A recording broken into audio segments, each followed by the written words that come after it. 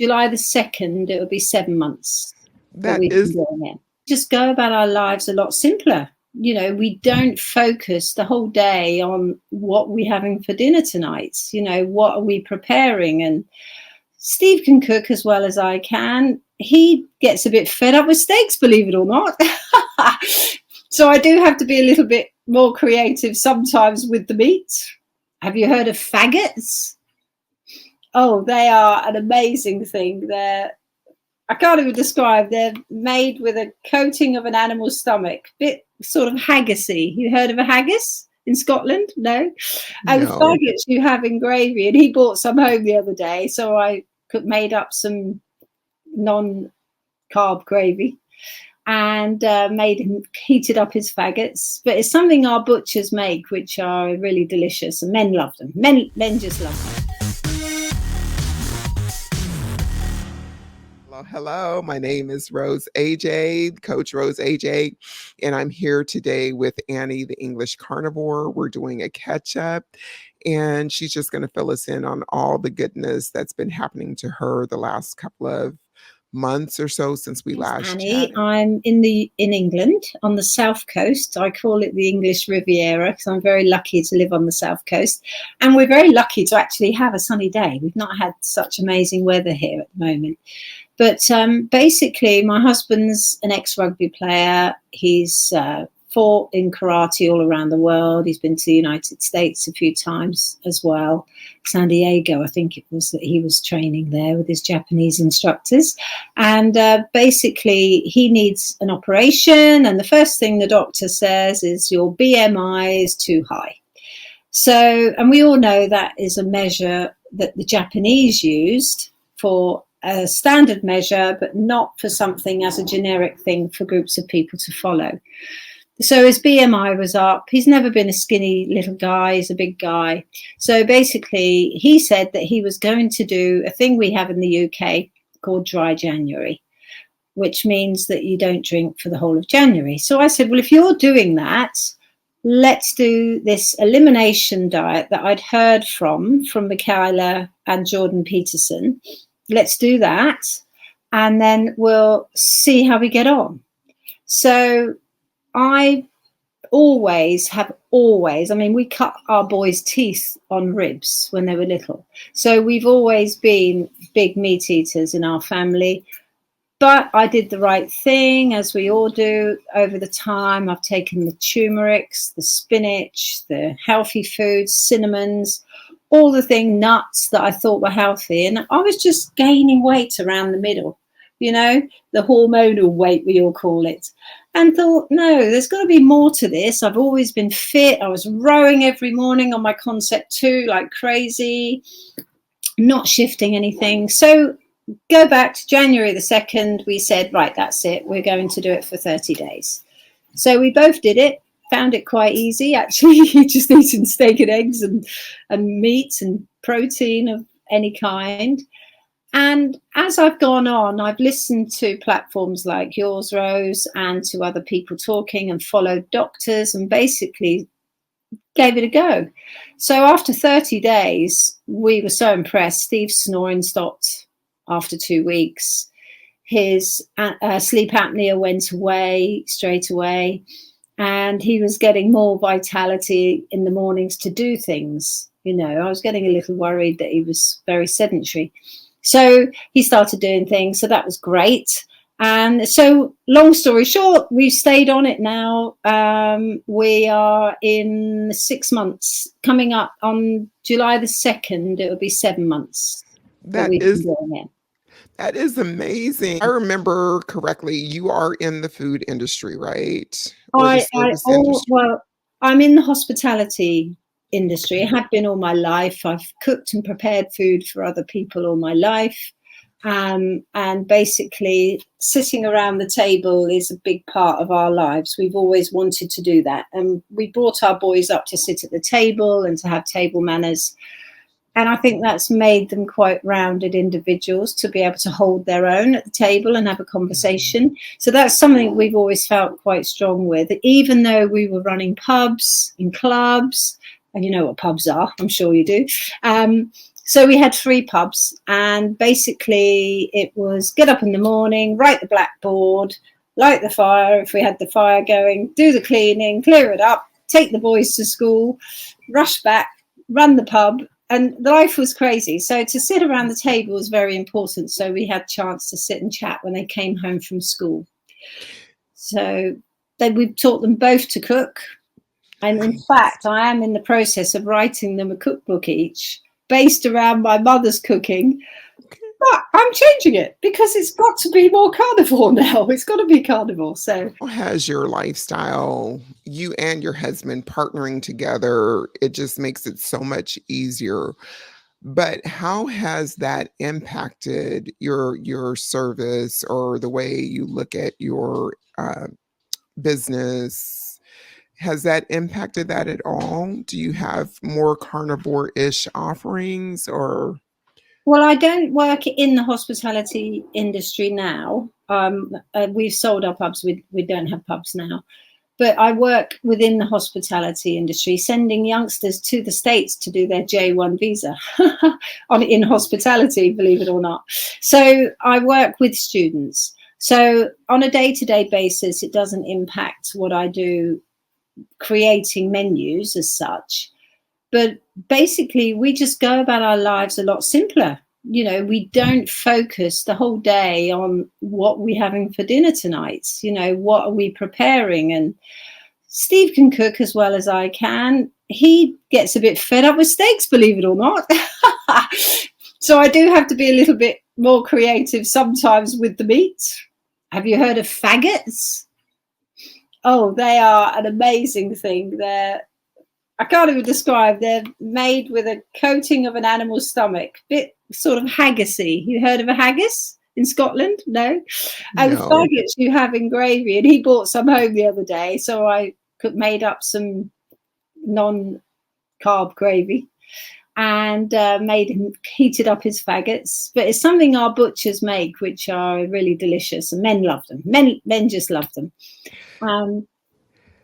So can you give us a comparison to how you and your husband are eating now in comparison to maybe 6 months ago? Well, maybe even a year ago.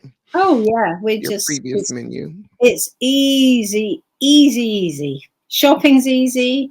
I have a couple of lists like this, and I think, oh, eggs, butter, steak, meat, and it's simple.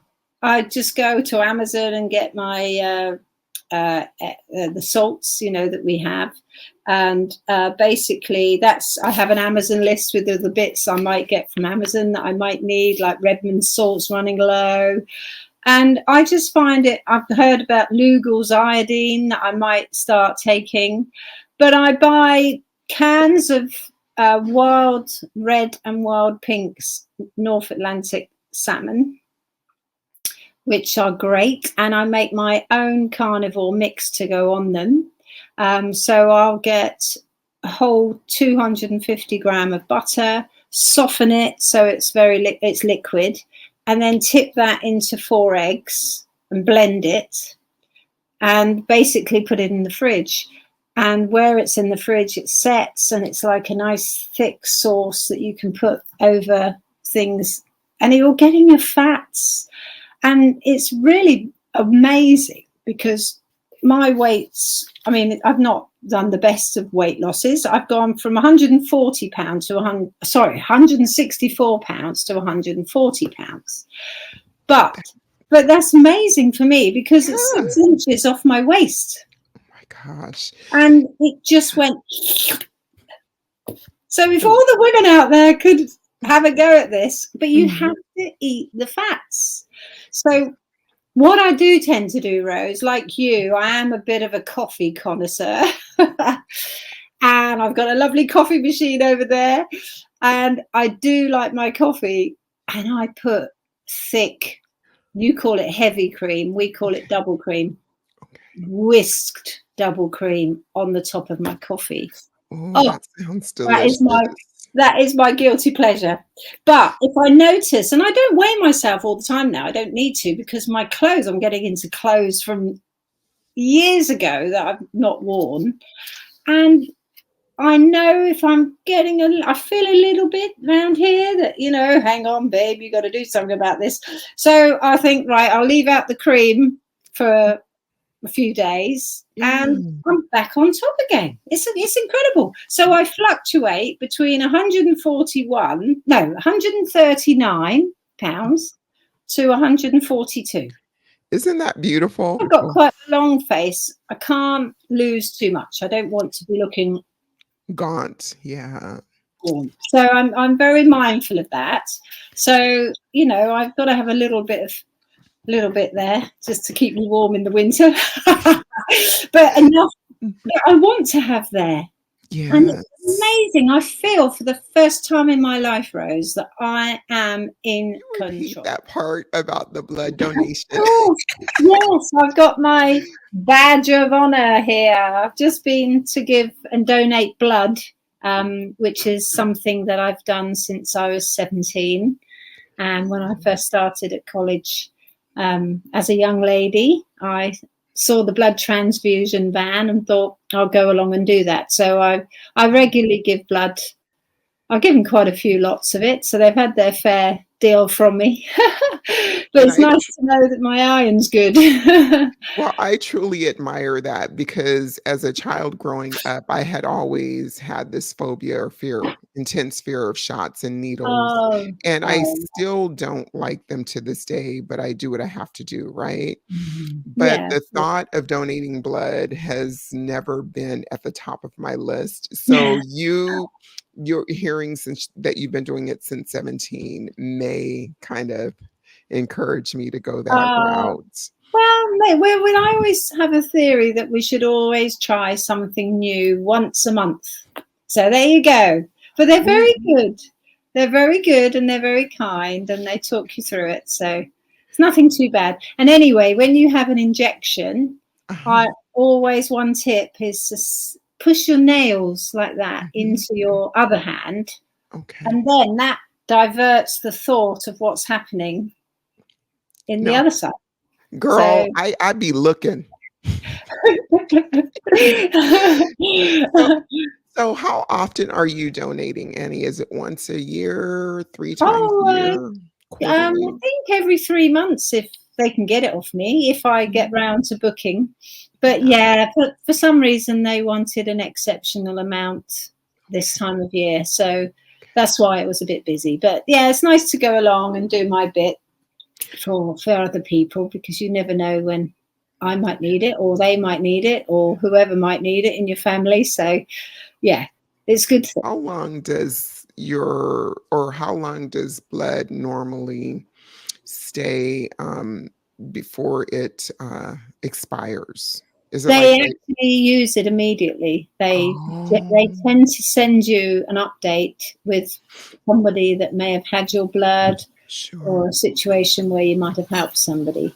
So they're pretty good like that too, which is nice when you think it's being used. I don't think they ever waste it. So it's not like it sits on a shelf or in a storage for 6 years or something like that. Oh, no. It's kept moving and then shipped. I don't know how they actually store it, but it's used fairly quickly, apparently. But they're pretty professional with it all. So I'm just glad to be able to have my vitality and be able to have all that iron after all my carnivore protein keeps me going. Busy rushing around with life as we do and working a lot and basically loving carnivore. The one thing I do find a little bit tough is when people are poorly, people are ill. You see children eating what they eat. An ideal situation is I've just given blood and after donating blood, they sit you down and say, please eat, please eat. And there's biscuits or you call them cookies and there's crisps or you call them potato chips. And there's a manner of food, carb hell to me, sat in front of me. And orange squash, we call it here, which is like you put a little bit into the glass and fill it up with water. I don't know if you have that, like a Ribena. Like is that like Kool-Aid or something? Just like a dry powder or liquid? No, it's in a bottle, but you put about half an inch into the bottom of your glass and fill it up with water, and we call it squash. But it's all sugar laden, and it's all the way around the donation room. It gets me frustrated when I think I've got so much to help people with and so much to tell people, that it goes in there and out of there half the time. And I think, well, so I'm just focusing on how I'm getting on. I met with a group of girlfriends yesterday. They'd been out paddleboarding. I was working, so I had to go and meet them afterwards. And they were all very keen to know about the carnivore. And the nice thing is, when you walk up to them, they're all going, "Oh my God, Annie, you look amazing," which is fabulous to hear. It's always lovely to hear, isn't it? And then I don't even offer any information now. I let them ask. And then I say, well, you did ask. So what I do is, on our group, I sent them some videos today and said, this is one that gives you some information about types of meat you can eat, because I'm not a doctor. I'm just someone that is evidence of it working. Not only do I go running in the morning, I don't jog, I sprint. I do my 10 sprints every other morning, and I run for about 30 sprints, and then I do 10 of those on a wherever I want to go, really. This morning I was very fortunate enough to live near the sea, so I walked around a little fishing village area we've got near us and did my route around there. So it just gives me the vitality to want to get out of bed and want to go off and do this. So it's amazing. Practice intermittent fasting, or what does your meals per day generally look like? Well, we have done, and I have fasted. I've done up to 72 hours. That's the longest I've done. I'm feeling healthy. I feel great. If I ever had any issues or worries, I would definitely start fasting, because we now know with the evidence that your body heals itself while it's not eating. So yesterday, Steve and I ate together in the morning. We had an English breakfast, which was great. Bacon, eggs, sausage, black pudding we have here, which is like a great big black sausage like this, and you slice it up, and it's made from blood. It sounds awful, but it's amazing. Okay. And it's just something we have here. A couple of eggs. We might put a little bit of cheese in with the eggs sometimes, depending on what we have. But I went off and had a busy day yesterday. Then I went over and had my grandson for a couple of hours, and I didn't bother eating since that at all. So today I have to eat because I gave blood. And they always say, have you had bread on toast? Have you had your carbs? Last time I went, they tried to stop me giving blood because I hadn't had any carbs. It's just crazy. So, yeah. So they literally ask you, what did you eat, or have you had some carbs? Yeah. I said to her I'd had 2 boiled eggs and a piece of fish. I had what we call here haddock, which is a bit like cod. Okay. I had a piece of that today. And she said, well, and toast and bread with your eggs. And I thought, I'm not even going to get into it, because she just said, well, if you haven't, you can't give blood. It's absolutely crazy. Drives me mad. So I told a fib. I told her I had. But that's just before I went. So I went 24, 28, 26 hours without eating. And I just didn't even think about eating. And if I get a bit peckish, I've got a butter bowl. And I go like this with the butter. Okay. And it's fabulous. So it sounds like you just vary your eating according to what you need for the day. Yeah. Yeah. Some days we might go out. Yeah. It's not a standard protocol. Yeah. We might go out for lunch, and I don't generally eat early. I normally have a couple of coffees, and then that has stayed me through. But I don't try not to eat after 6:30, 7 o'clock in the evening, really, because I just think that's a bit healthier, and I don't want to go to bed on a heavy tummy. So, yeah. I do my sprint runnings every morning. I get up and run. I don't know, did I say this to you? I can't remember. But I do my sprint runs. I do 10 sprints of 35 seconds stopping in between, walking slowly, getting my breath. So a bit of HIIT training in the mornings. I do a bit of OPEX. Have you heard of OPEX, Rose? What is that? What I is could that? I could I'm educate you now. I'm a fitness queen. I Yeah. know everything, but I don't Oh, I know what that know. is. You might know it from another name. It derives from the Japan, and it's known as opposite exercise. So you probably would term it a different way. So when we do dumbbells, we might go like this, or however we do our arms. So we do dumbbells, and it's always best to slowly bring them down, because that way you're working the muscles slowly going back down. But in Japan, they did a lot of clinical trials with some elderly people walking up and down stairwells. And these elderly people were what I call elderly. They were sort of 75 age group. And they got one part of the group to walk up the stairs and one part of the group to walk down the stairs.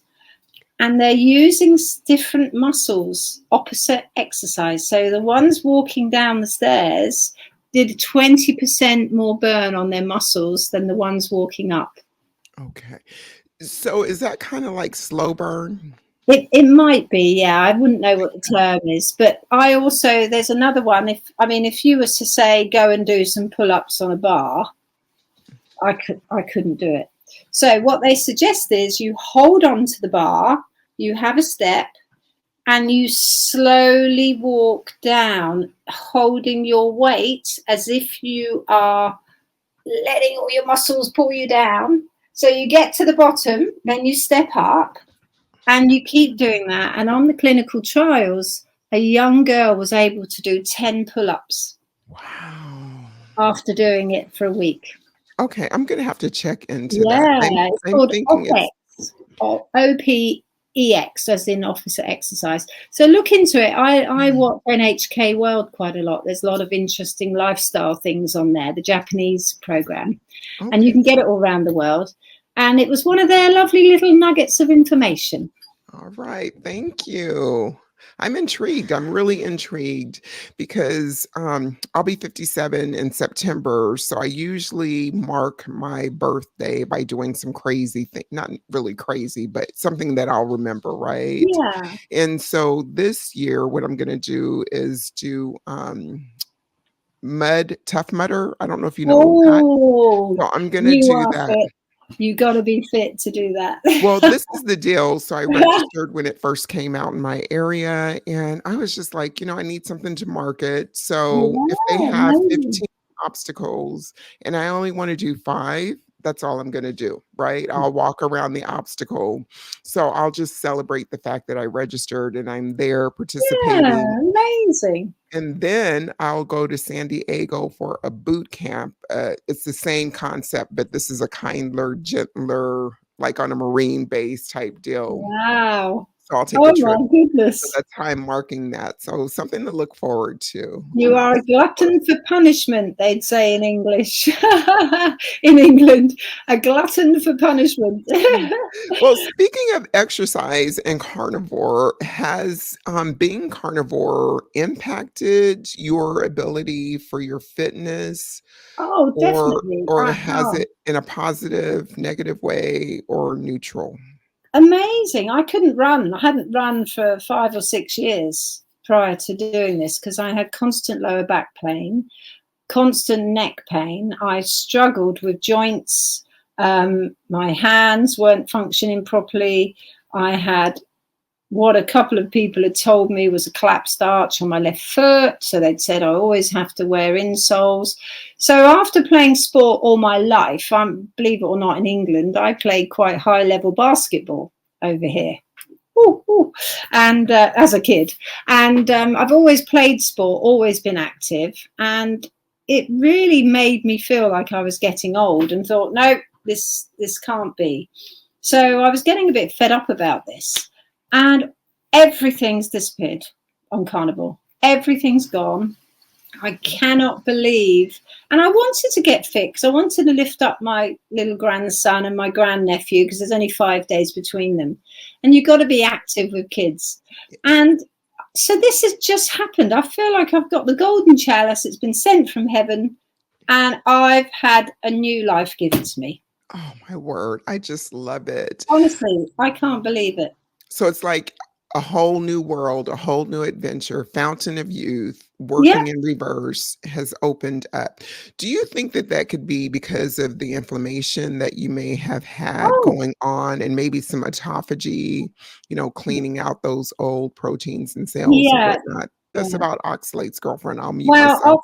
Well, as I say, I was doing everything I thought was healthy. I started eating a salad a day. I mean, that's something I've never done because it was okay and nice with prawns, but it wasn't something I'd choose. I've always thought if I'm paying for a meal or I'm buying food, I'll eat protein. That's better for me rather than the carbs. So I'm not saying I was non-carb, but I did try thinking the same rubbish we're told by everybody every day.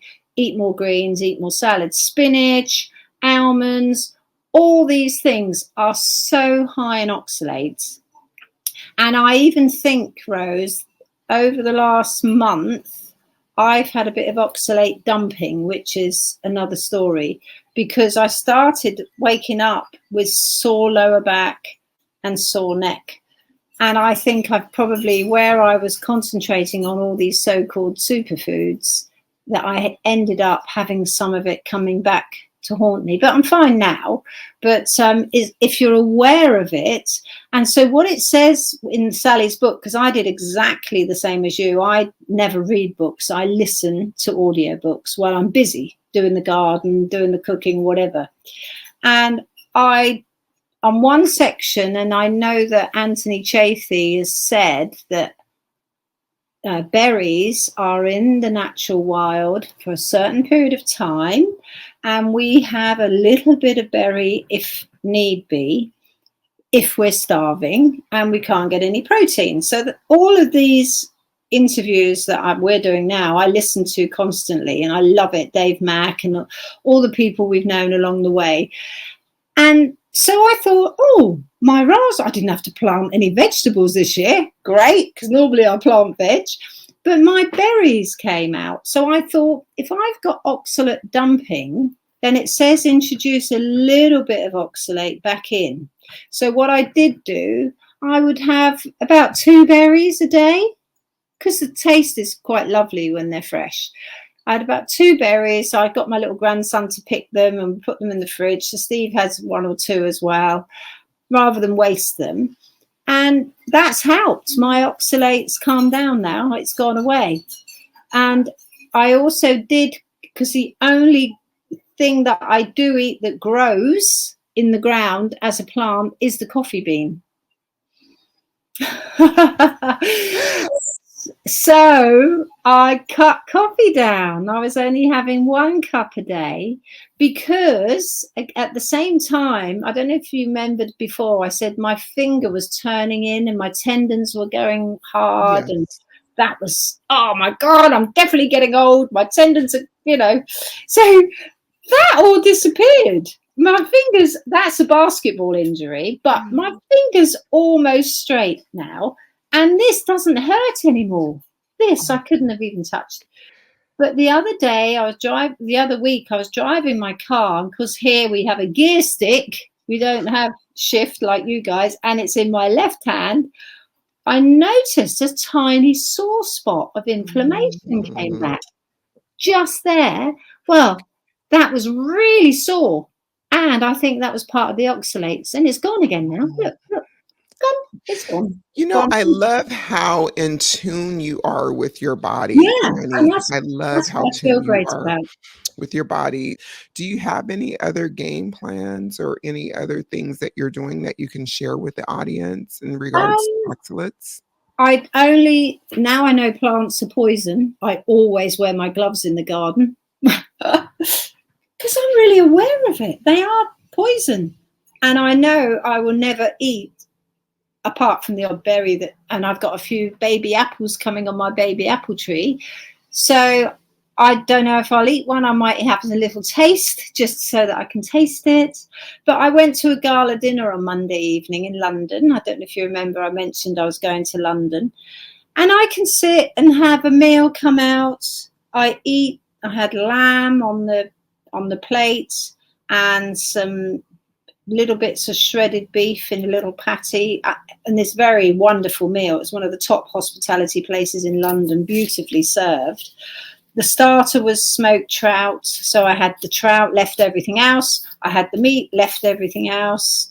The dessert came out, I had the cream, left everything out, but I just had a big plate of butter on the side. And I said to the waitress, I want some butter, please. And she said, well, you've not got any bread. I said, no, I don't want any. And I just put it all over my meat. And that is my utter treat. And I never get tired of eating the way I eat.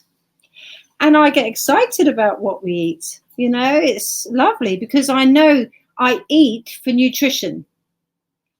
Not because I fancy a snack bar or I fancy something. I eat for nutrition. I know that if I have ruminant meats, it gives me all the vitamins that I need to sustain my life. And that's all that matters. I have to tell you, Annie, that I still eat for entertainment. I still eat for nutrition. I still eat for aesthetics. I eat for emotional reasons. Yeah. There's a lot of reasons that I still eat, right? Yeah. But for the most part, I would say 85, 90% of the reason that I eat or choose to eat is not for mouth entertainment, but for the nutrition, right? Yeah. And so the reason I say that I still eat for enjoyment and other reasons is because sometimes just consciously, I know that I want a couple of more sausage links or a couple of more eggs or some fun food, which is like the pork rinds or cheese, right? Yeah.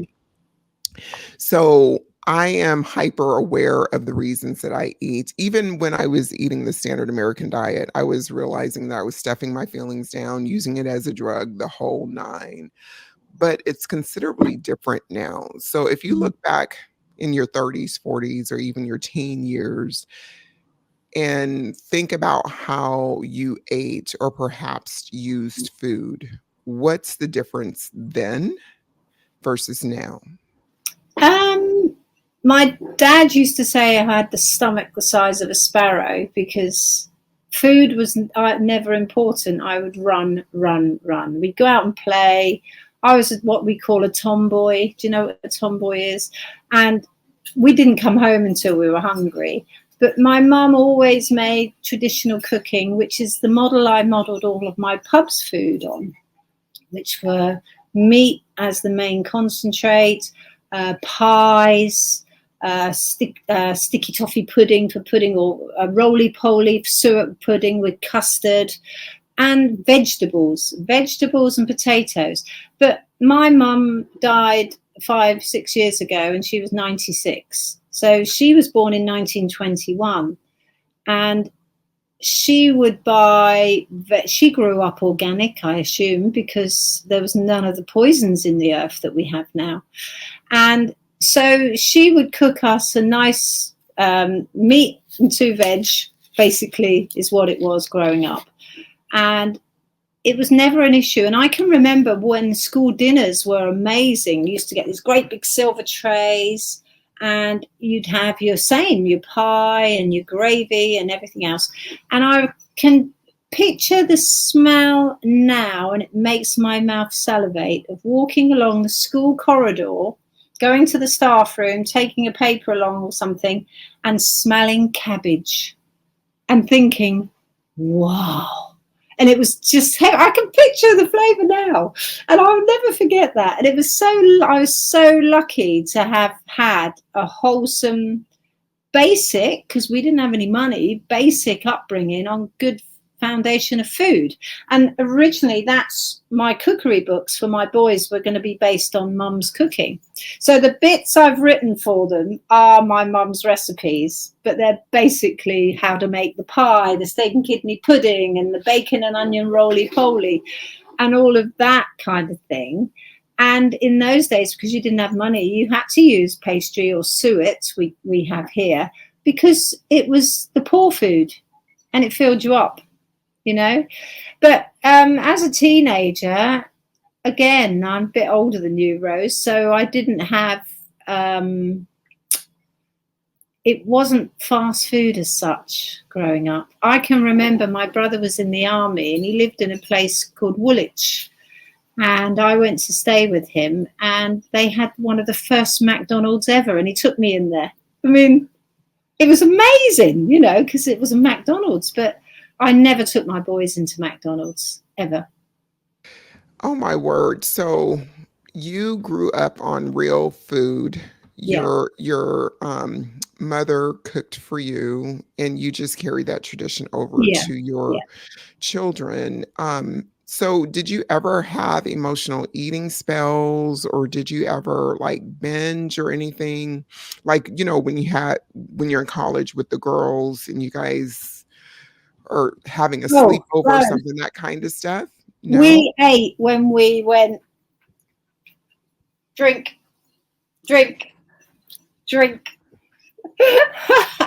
Okay. Alcohol Yeah. was a big part of all of us girls when we were growing up. Because I played sport, we were young and we used to stop off. Do you remember what a Knickerbocker Glory is? Have you ever heard of that?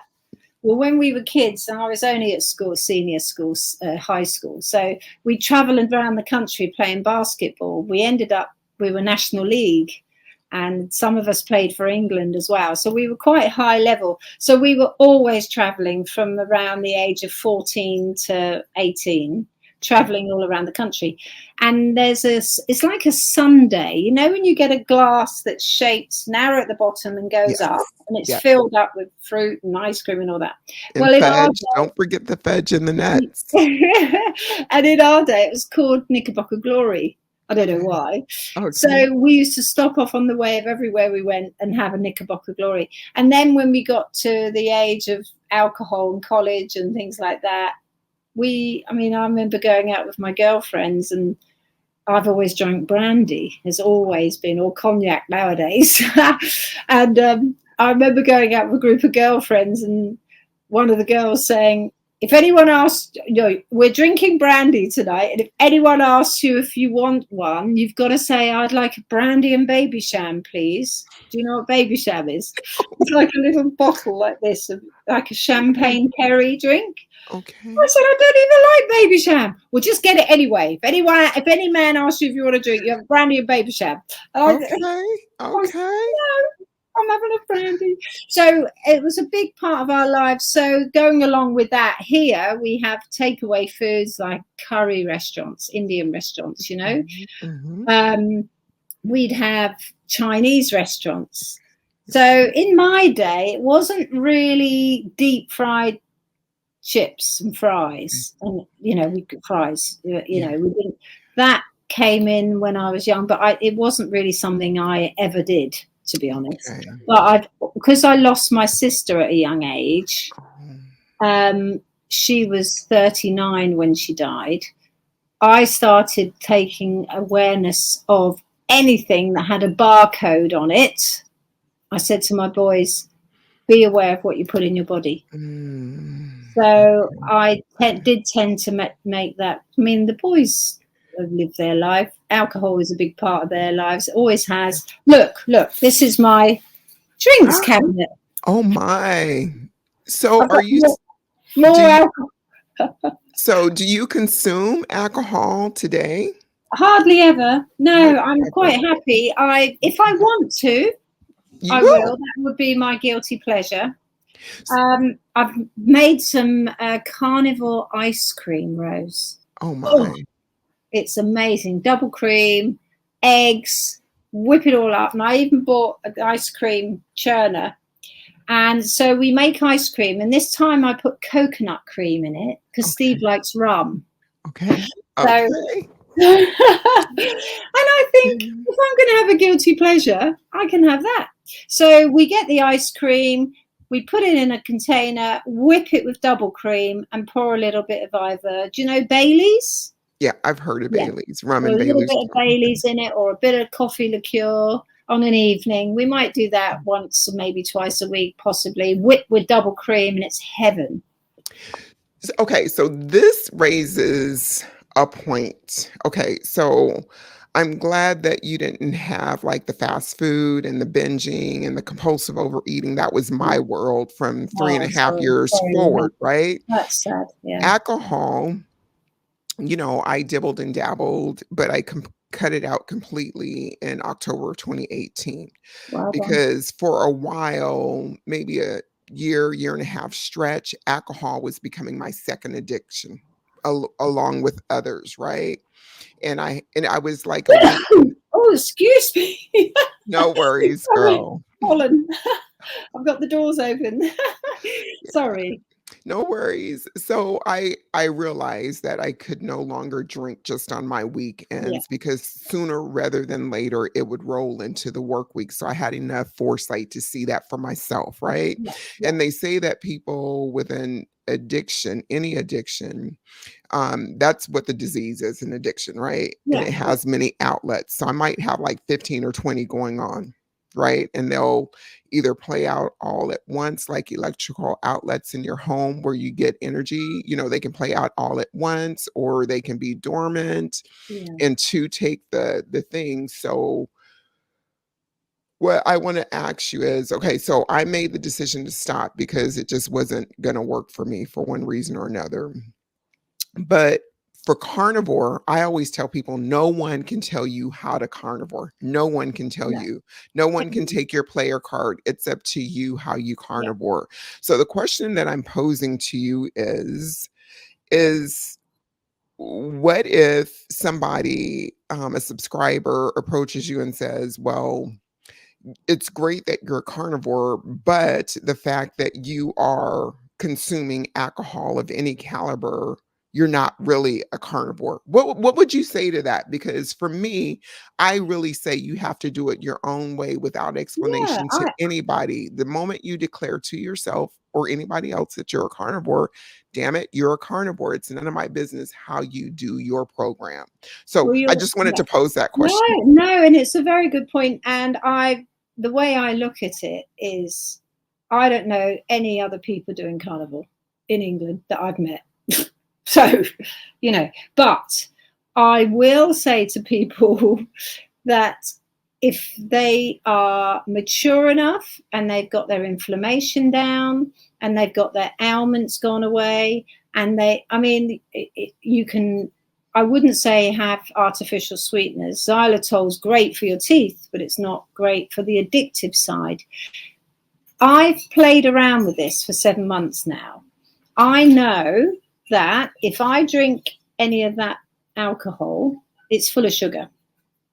So I have probably at the most, if I can go a week, and our dry Steve, he likes his beer. In England, the men like their beer as they do in the States.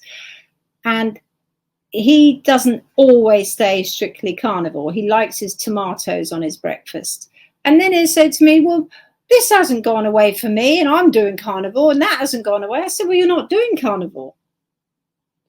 Well, I am. I said, no, you're not, because you're eating a piece of bread now and again. I said, so if you decide to deviate, fine, but take responsibility for your own body. Because I know, Rose, that if I have any alcohol at the gala dinner, I had a taste of the champagne on arrival to see what it was like, if it met my approval.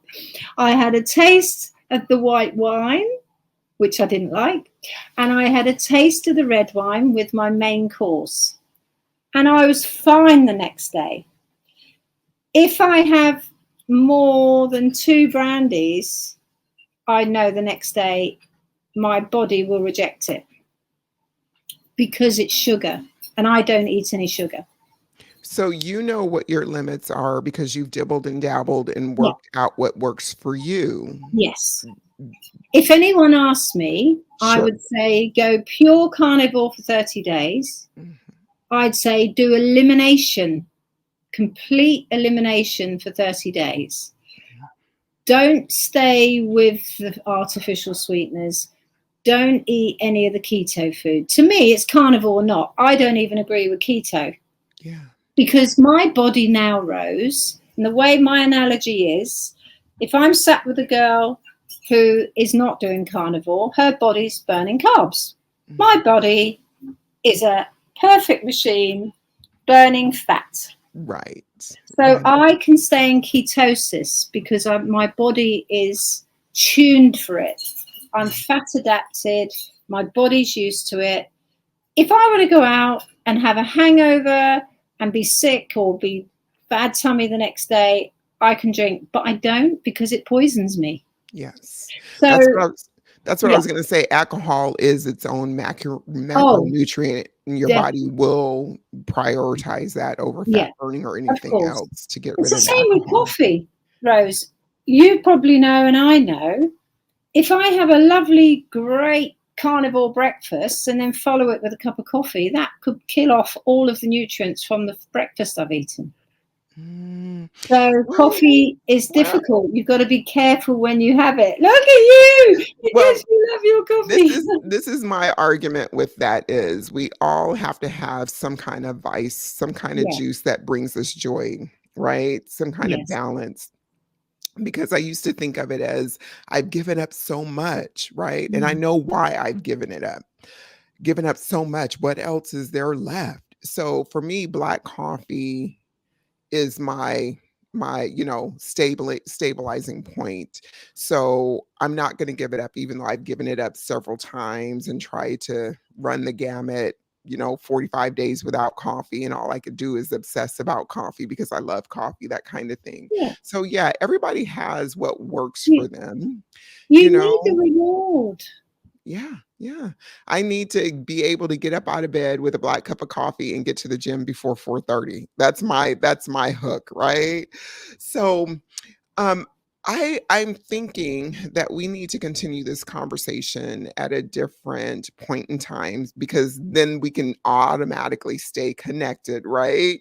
Yes, just to continue these conversations. But I want to ask you if you had any words of wisdom or if somebody was trying to decide what they wanted to do as far as the carnivore diet, especially. Okay, so you said that you're considerably older than me, or you're older than me, which I don't think you are, but can you remind me how old Well, you I'm are? 64. I'll be 65 in November.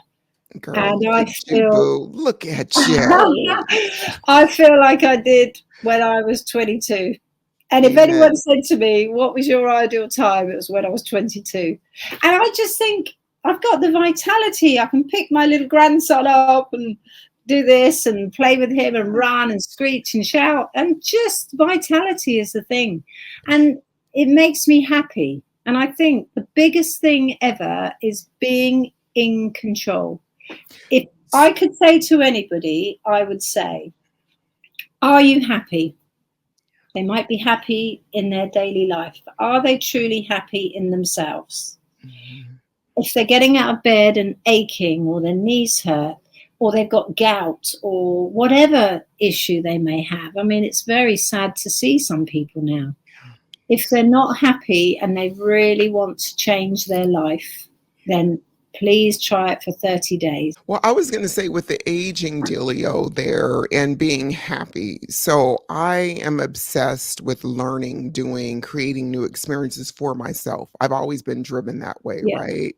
I'm not ADHD, but I'm obsessive with certain things. And are you Sagittarius? Virgo. How are you? But that's just always been in my chemistry, and it's actually a superpower of mine, right? Always wanting more and more and more, and me asking myself on a pretty regular, maybe every other day basis, are you, Rose, happy with where you're at right now? And I can tell you, Annie, the answer is always like 99% no, because that just means that there's something more for me to go get. There's another podcast to listen to, another conversation to have. There's something out there, right? And it's not to say that I'm not happy because I am, but I don't think I'll ever be 100% happy You're because not fulfilled. There's still something for me to go get. There's glitz in the sky, and I want all the bits and pieces. Oh, Rose, I hear you. That's me. I am a Sagittarian. I want to go on the rough road. I want to do everything I can. I go paddleboarding when I can. I do everything I can. And to be honest, I'll never change. Like I said, I want to do something new every month. And I try and do something I've never done every month, if I can. And I am blessed every single day that I've got this body, is fit, I can do what I want to do. And I've got the man I love. And Amen. I think, and the family I love, my boys and my lovely daughter-in-law and my nieces are just amazing, and the grandchildren and the grandnieces. And I'm very blessed. So it does take some soul searching. Stress can be the worst thing, but stress can be good. So you can put yourself under a certain amount of stress. Yeah. But what you're saying is exactly what I want. I want to be backpacking around doing the Camino de Santiago or doing a hike trip. But I know it will happen. And Yes. the time it happens, this is the big trigger, is the right time for you. Right on, So sister. you've got to put it out there Yes. to the universe, Yes. and it will give you back. Right. So if you know that you will get everything you want, but just don't break your neck getting it, what's the point? Yeah. Right. Well, I just think that so long as we're aware, and carnivore helped me with that, losing Yeah. this substantial amount of weight. Yeah. And you're talking about being in control. And so my thing is with the being in control, I can totally identify with food no longer controlling me. I control it, whether I'm fasting for, my normal 22 hours or 30 hours. It is what it is. I'm not going to be forced to make a poor choice because food is controlling me. Good. So And I that totally is get it. Mhm. that is the best feeling in the world. And I It honestly is. can say I do feel in control. Yes, And ma'am. that should make you happy because you've done Yeah. amazingly. You're Yeah. super fit. You're doing your tough mudder. Yeah. I think that's fantastic that you're doing that. But you're amazing too. Well, Beyond amazing within 7 months of following this protocol, and you're still creating new waves for yourself. That's I awesome. will never eat, other than the odd berry, the fruit and veg ever again. Ever. Yeah. 'Cause I know it's poison. And Yes. I love, if I eat 3 meals in a day, I never feel that hungry. But if I do, so what? If I eat my carnivore ice cream with a little shot of brandy in it, so what? I've done amazing for myself. And I know that I have to just control it. And I don't want my body and my mind to go back to any other way, because No. Steve and I had such a massive social circle.